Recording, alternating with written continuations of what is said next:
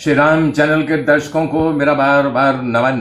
मेरे मित्रों, मैं आशा कर रहा हूं आप हमारे साथ बने हुए हैं, लाइक कर रहे हैं, सब्सक्राइब कर रहे हैं और मेरी वाणी को जन जन तक पहुंचा रहे हैं। मेरे मित्रों, कल श्री वशिष्ठ जी ने राम को बताया था कि विचार से ही सत्य को ग्रहण करना चाहिए और असत्य का त्याग करना चाहिए। जो विचार से ही ये सत्य को ग्रहण करता है वो परम शांत हो जाता है और दुनिया के राग आदि द्वेष जरा मरण बंधन ये सब दूर हो जाता है। अब आगे बता रहे हैं कि वशिष्ठ जी कह रहे हैं परम तप राम संतोष ही परम श्रेय है। पहले शम बताया गया, फिर विचार बताया गया, आज संतोष बताया जा रहा है। कह रहे हैं कि संतोष ही परम श्रेय है और संतोष ही परम सुख कहा जाता है। संतोष युक्त पुरुष ही विश्राम को प्राप्त होता है।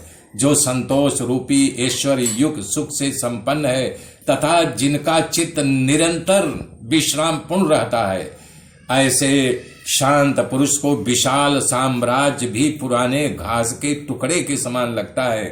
कह रहे हैं श्री वशिष्ठ जी, हे श्री राम, जो है संतोषी है वो सबसे बड़ा सुखी है। उसको राज्य वैभव दान तो छोड़ दो, राज्य वैभव वो भी पुराने घास, नया घास नहीं, पुराने घास की तरह वो मानता है।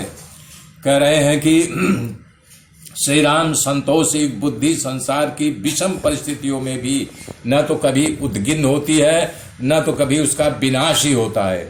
जो शांत पुरुष संतोषामृत के पान से पूर्णतया तृप्त हो चुके हैं उनके लिए अपरिमित भोग संपत्ति विष सी जान पड़ती है। रागात दोषों से विनाशक तथा अत्यंत मधुर आस्वादन युक्त संतोष जैसा कुछ भी नहीं होता है। कहा है कि गोधन गजधन बाजधन और रतन धन खाम जन आवे जब आवे संतोष धन भैया सब धन धूरी समान। करें सुखद होता है वैसा सुख से अमृत रस की लहरियां नहीं, अमृत रस की लहरी भी उतना सुख नहीं दे सकती। मतलब अमृत भी पी लो, अगर संतोष नहीं है तो तुम्हें अतृप्ति ही लगेगी।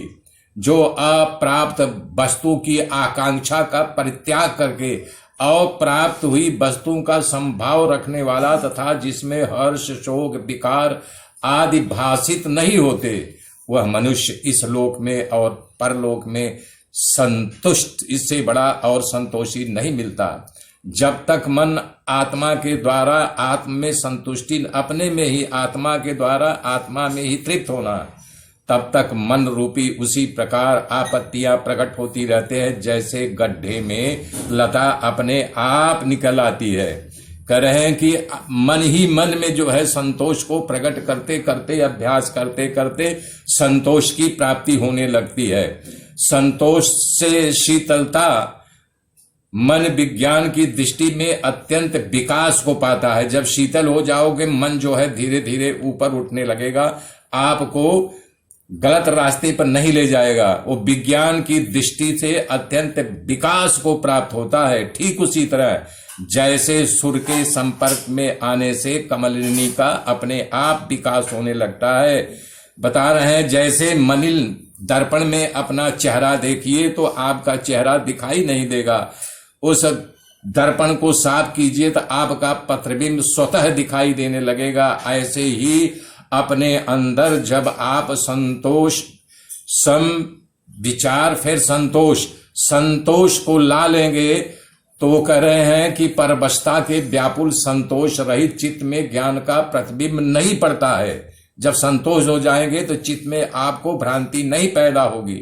जिसका मन शारीरिकता था मानसिकता से मुक्त एवं संतुष्ट है, वो प्राणी दरिद्र होते हुए भी वैभवशाली है, तमाम सुखों को भोगता है। जो आत्मा से स्वयं आत्मा में सम्यक प्रकार से निर्तिशय पूर्णानंद आशय लेकर के पुरुषार्थ द्वारा प्रयत्न पूर्वक विषयों से तृष्णा का परित्याग कर देता है, तो चंद्रमा की भांति संतोषा अमृत से परिपूर्ण मनुष्य का मन शांत एवं शीतल बुद्धि द्वारा स्वयं ही शाश्वत स्थिति को प्राप्त हो जाता है। उस समय उसकी सारी व्यथाएं शीघ्र से शीघ्र समूल विनष्ट हो जाती है।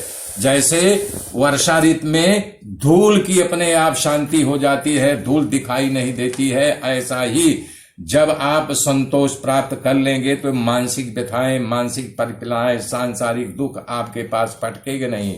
कर हैं श्री वशिष्ठ जी, हे श्री राम, जिसकी वृत्ति सदा शीतल और कलंक से रहित सर्वथा, वो पुरुष अपनी शुद्ध वृत्ति द्वारा चंद्रमा की भांति पूर्णतया शोभित होता है। जैसे चंद्रमा जब पूर्ण खिलता है तो कितना शोभायमान लगता है, कितना शीतल लगता है, कितना शांतिदायक होता है। ऐसे अगर आपके अंदर संतोष रूपी वृत्ति का उदय हो गया है तो आप अपने आप की शोभा बढ़ जाएगी। उस विशुद्ध पुरुष के देवता, महामुनि, सारे लोग उसको प्रणाम करते हैं। मेरे मित्रों, आज जो है ये संतोष के बारे में बता दिया, कल जो है सत्संग के बारे में कहूंगा। तब तक के लिए जय श्री राम, जय श्री राम, जय श्री राम।